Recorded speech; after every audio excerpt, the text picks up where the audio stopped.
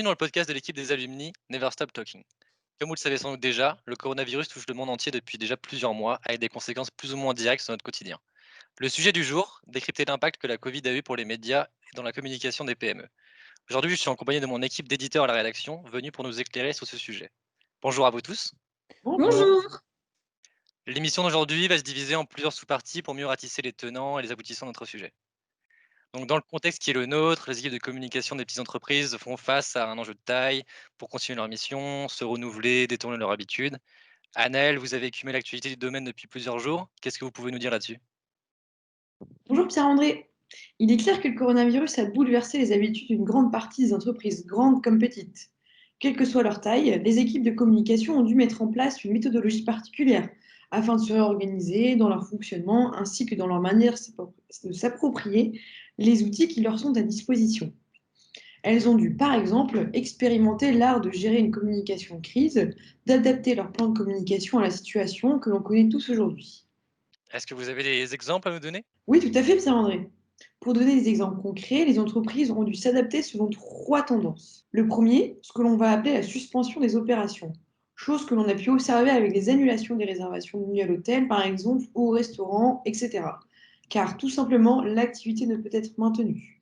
Le second, la limitation des opérations et le renouvellement de certaines méthodes. Par exemple, avec la fermeture des salles à manger, pour les restaurants, ils ont dû se réinventer afin de mettre la vente à emporter ou la livraison à domicile.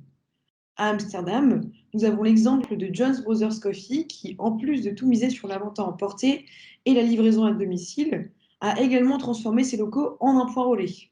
Et enfin, la troisième tendance, la poursuite des activités en tant que telles, comme d'habitude, comme on peut le dire entre guillemets. D'accord, oui, je vois. Donc, d'après ce que j'entends, même les petites entreprises ont globalement su s'adapter aux nouveaux enjeux de communication. Voilà, tout à fait. Donc, dans la conjoncture économique et sociale qui est la nôtre, qui est venue doper une certaine tendance à la digitalisation des services, qui d'ailleurs se profilait depuis maintenant une bonne dizaine d'années, Victor Simon, avez-vous des exemples concrets d'adaptation à nous donner? Tout à fait. Donc, c'est vrai que les entreprises françaises ont clairement été secouées par la crise sanitaire, surtout les TPE et les PME.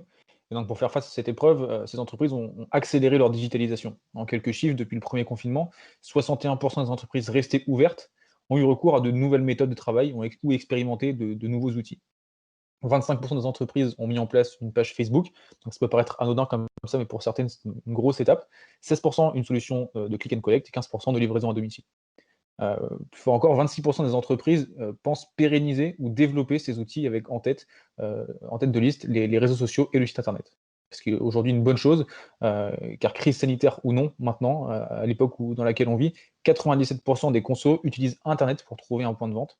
50 des recherches locales sur internet se convertissent en vente et 86 des sociétés qui ont créé un site web ont vu leurs ventes augmenter.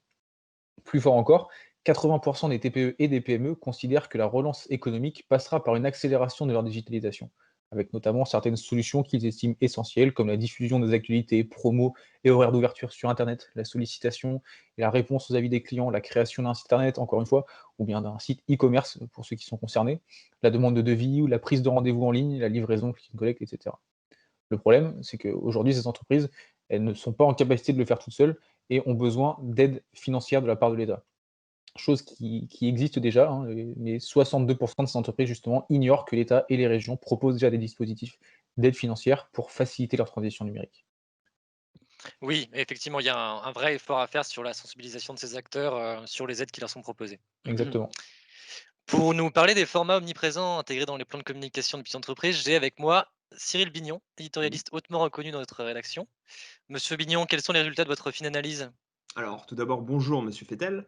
Alors, force est de constater qu'avec la mise en place du confinement, voyez-vous, la communication des entreprises s'est davantage articulée autour de la communication sur les réseaux sociaux, un média à part entière. Durant le confinement, ces derniers ont joué un rôle majeur pour les entreprises, afin d'entretenir le lien avec leurs parties prenantes. À titre d'exemple, on pourrait citer une nouvelle fois le Jonas Brothers Coffee à Amsterdam. Durant la première période de confinement, ils ont développé leur communication digitale, notamment sur Instagram, en faisant appel à une invitée d'honneur, dirons-nous, une ex-Miss Pays-Bas, Shannon Pieksma. Je pourrais également vous parler d'une entreprise italienne du nom de Italia Online, qui a su mettre en avant chaque collaborateur travaillant depuis leur domicile, à travers une vidéo diffusée à l'externe sur LinkedIn, un format qui a la cote dans le milieu des entreprises. Autre initiative notable, plutôt com interne cette fois-ci, celle des cafés virtuels. Une initiative présente au sein d'Italia Online, mais également dans des entreprises mondialement reconnues, telles que Netflix par exemple, comme nous le rapportait mon contact présent à Amsterdam, Ludovic Simons. Merci Monsieur Bignon pour ces propos, encore une fois, de haute volée. C'est vraiment beau de voir que les communicants de l'Europe entière ont su se renouveler pour faire face à ces défis. Nous allons poursuivre par faire un tour d'horizon des subventions et des aides proposées par les gouvernements en Europe adressées aux médias.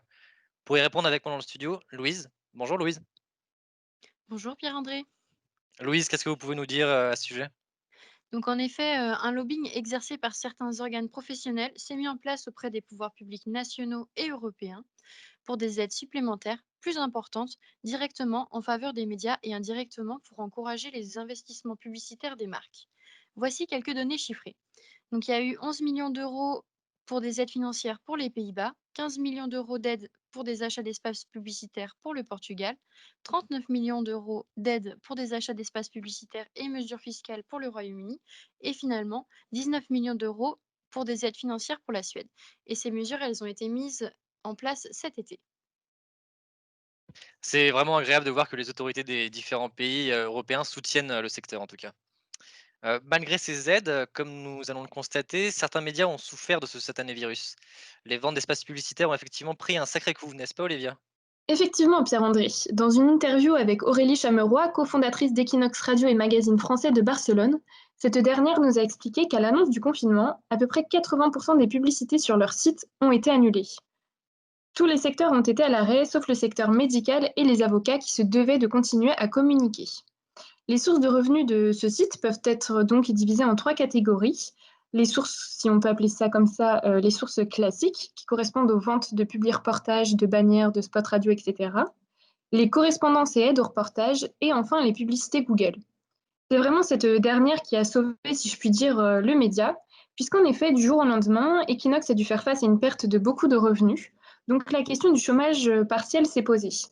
Mais finalement, ça a été très bien compensé par ces publicités Google, les Google Ads.